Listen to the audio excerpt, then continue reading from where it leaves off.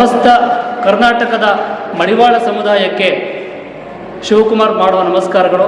ಜೊತೆಗೆ ಈ ವರ್ಷ 2025ನೇ ಇಸ್ವಿನಲ್ಲಿ ಎಲ್ಲ ಬಂಧುಗಳಿಗೆ ಭಗವಂತನ ಆಶೀರ್ವಾದ ಎಲ್ಲ ಅನುಕೂಲ ಆಗಲಿ ಅಂತೇಳಿ, ಇವರ ಬದುಕು ಬಾಳು ಹಸನಾಗಲಿ ಅಂತ ಹೇಳಿ ಮಡಿವಾಳ ಸಮುದಾಯಕ್ಕೆ ನನ್ನ ಪರವಾಗಿ ಶುಭಾಶಯಗಳನ್ನು ತಿಳಿಸ್ತಾ ಇದ್ದೀನಿ.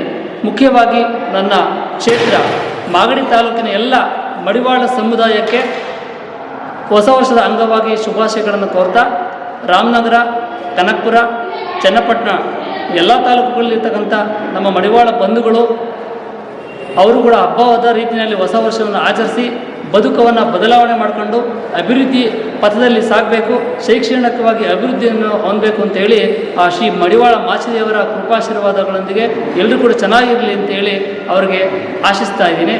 ಜೊತೆಗೆ ಈ ಒಂದು ಬಡತನದ ಬೇಗೆಯಲ್ಲಿರ್ತಕ್ಕಂಥ ನಾವುಗಳು ಕೆಲಸವನ್ನು ಉದ್ಯೋಗವನ್ನು ಪಡೆದುಕೊಂಡು ಶೈಕ್ಷಣಿಕವಾಗಿ ಆರ್ಥಿಕವಾಗಿ ಅಭಿವೃದ್ಧಿನ ಹೊಂದಬೇಕು.